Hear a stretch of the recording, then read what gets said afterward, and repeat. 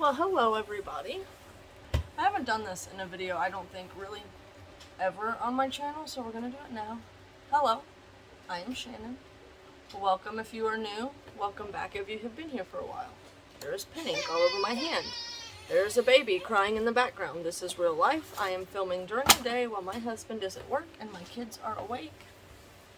On this channel we do cooking, cleaning, kitchen gadget videos, and really whatever I want to do. So, my name on here is Kitchen Shenanigans because most of my videos are filmed right here in my kitchen, regardless of the content.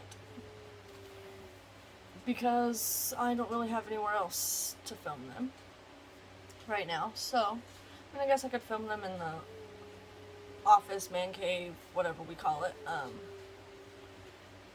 but the lighting in there sucks, so there's that. Today we are starting a new series on my channel. If you've been here any length of time, been to any of my lives or know me at all, you know that I am a true crime junkie. So I've decided to start a series where we combine my love of cooking with my love of true crime, and we are going to do food-related true crime. Whether that means the crime happened at a restaurant, or it's a scam involving food, or food was used as a murder weapon, or anything where food or food places or food brands are involved in these crimes, okay? So it doesn't have to be murders, it could be scams, it could be I don't know, any kind of robberies, things like that. Let me go help that boy out a minute and then I'll be right back. Alright, well, now that I have him situated for the moment, I have a cat laying on my notes. So, that's going to be fun. Okay. So, mind you, this is my first time ever filming a video like this, so if things are a little scattered and all over the place, I'm sorry. I will try harder next time. I did my best to take notes in chronological order.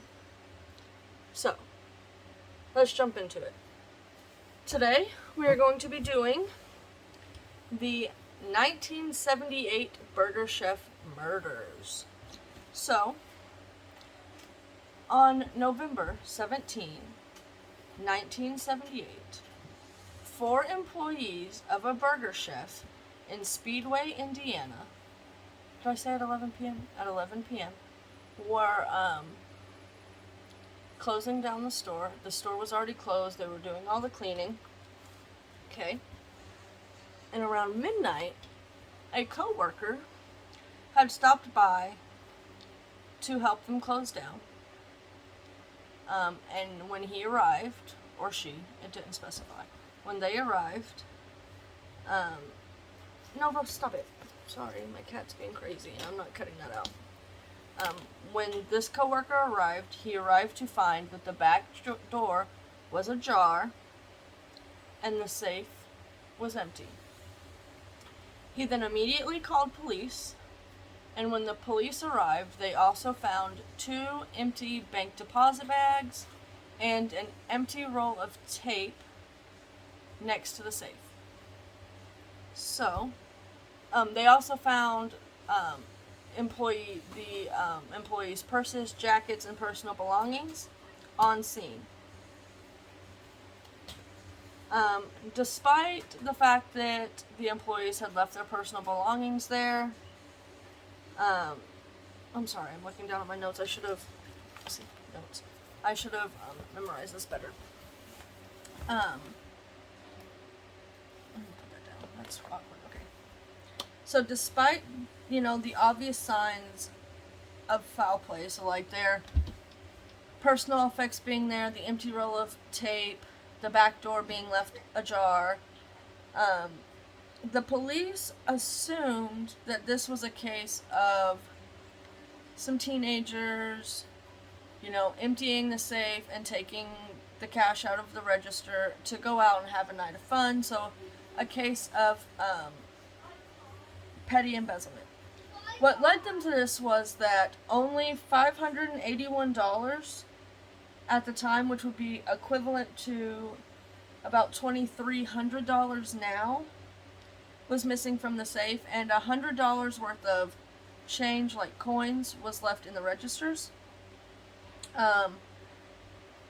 Like I said, they believed that the employees had taken the money to go out and party and have a night of fun.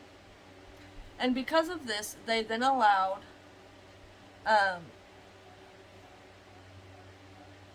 they did allow for other employees to come in and clean the store and for them to reopen that Saturday.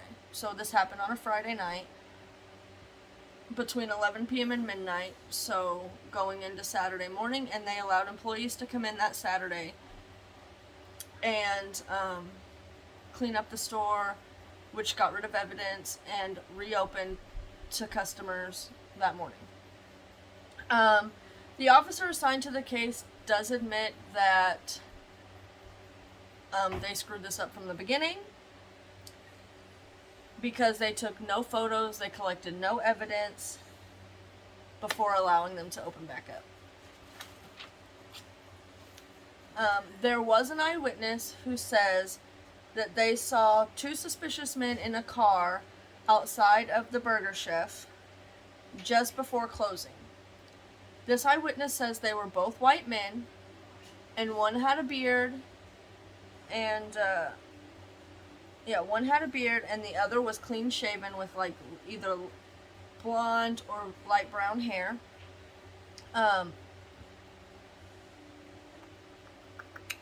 So that's Sunday afternoon. So on the 19th, a hiker found the 4 bodies in the woods. He found the body of 20-year-old assistant manager Jane Friet, I think I'm pronouncing that right, Friedt. She was tragically stabbed twice, and the blade from the knife was later recovered during her autopsy.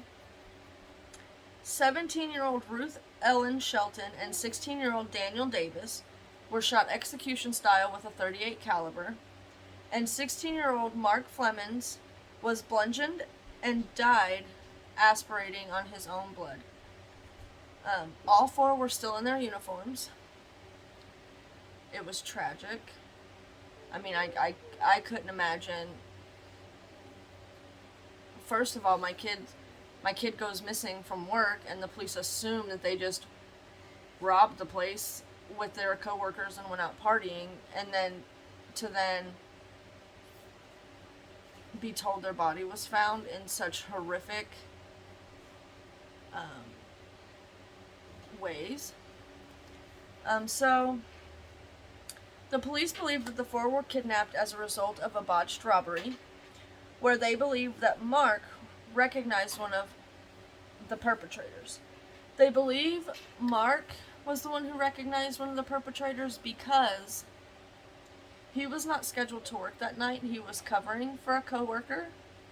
And so they believed at the time that whoever was involved in this robbery knew that he wasn't working, didn't want him to be working, and when they showed up and he was working, he recognized them, and they killed the employees to keep from getting found out. A few months after this happened, there was a guy in a nearby town bragging about his involvement in a bar.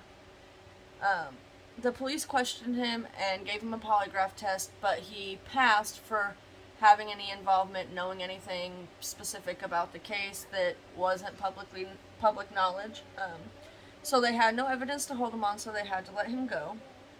He did provide, though, the names of some people who were believed to be in a fast food restaurant robbing gang. One of the men were summoned to do a lineup, and the day before he was to appear for this lineup, he did shave his beard. Another man who had not been seen by the eyewitness was currently in prison for strong arm robberies committed with a shotgun. So, the third person mentioned by the bar suspect resembled the clean-shaven men seen by the eyewitness. He was also in prison for a string of armed robberies at fast food restaurants. However, since there was no evidence collected and no confessions were made, no charges were brought to any of these four men. But I shouldn't have this, hold this back here, but then, that would be weird. Okay. In 1981,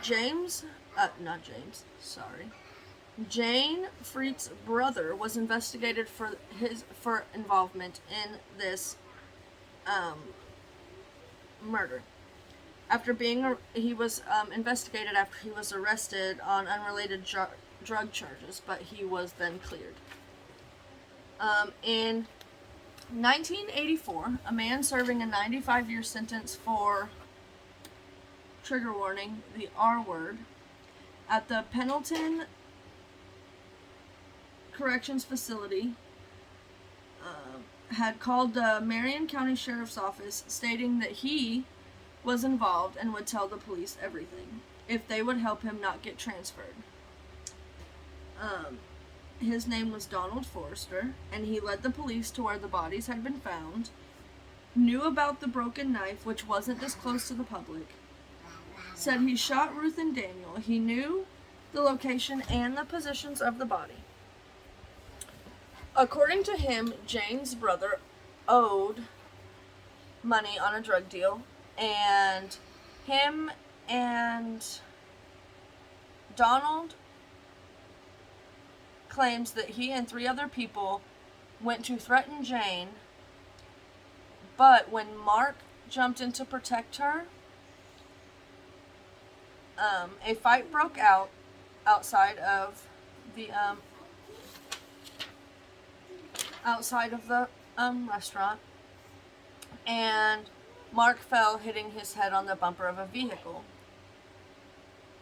Assuming Mark was dead, Donald and the 3 others decided to kidnap and kill the employees so there was no witnesses to what they had done. He did give the police the names of the other three men,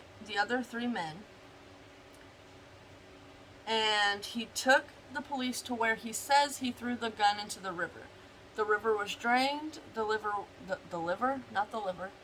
river was extensively searched, and no gun was found. They interviewed Donald's ex-wife, where she said that in the days following the murder, he did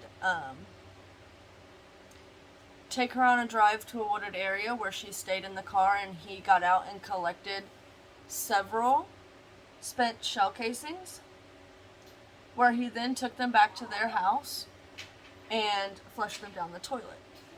Now, this house is no longer owned by Donald or his ex-wife. Another family lives there, so the police did get a warrant to search the septic tank, and they did find several spent .38 caliber shell casings.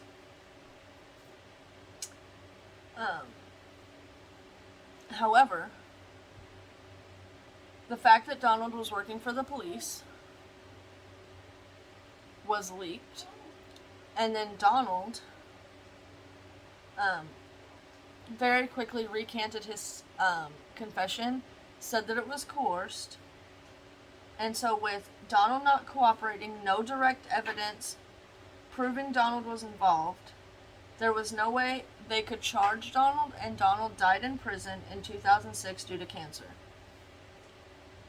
This case is still unsolved, but the police do still currently have it open and are looking into the use of DNA tracing.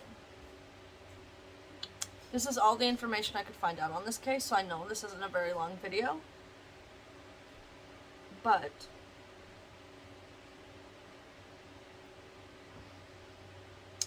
I don't know if I believe that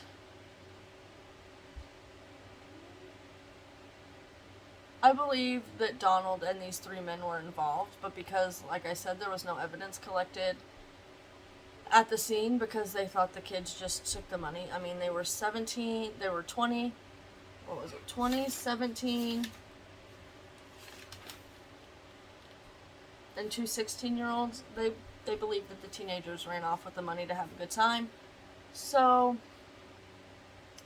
they didn't collect any evidence, and I think it'll be very hard unless one of the other 4 men besides Donald are still alive and maybe start to feel some guilt and want to admit to it on like their deathbed or something.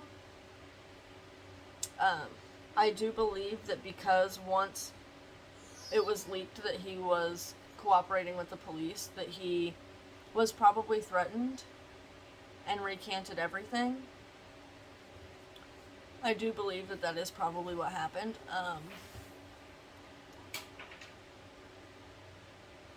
But yeah, if you guys know of any food-related crimes or scams or anything like that, please either shoot me an email, DM me on Instagram, leave it in the comments below, the name of the case or the crime or whatever, and I will look into it and maybe I'll do a video on it. I don't know why this one stuck out to me, but it did, so this is the one I decided to do first. I don't know exactly how often I will be posting these true crime videos, whether it's going to be once a month, twice a month. It won't be every week, I know that, but I would like to be incorporating them pretty often, like once or twice a month, unless you guys hate this, and then I guess I won't. Actually, I'm not going to lie, I'm still going to do it because this is what I enjoy. But what I forgot to say is, if you have any information regarding this, you can call the police department in Speedway, Indiana, or you can call the Indiana Crime Stoppers. I do not know those numbers off the top of my head. I will try to remember to put them in the description box below. Yeah, I hope you guys enjoyed this content.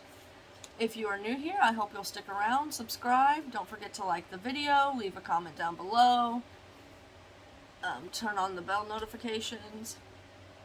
I don't usually say that in my videos because I don't want to seem like houndy and pushy, but yeah. Let me know down below if you enjoyed this. If you didn't enjoy it, also let me know, but do it nicely. And like I said, if you have any food-related true crime cases, leave them down below and maybe I'll cover them in the future. Alright, you guys, I'll see you next time. Love you big. Bye-bye.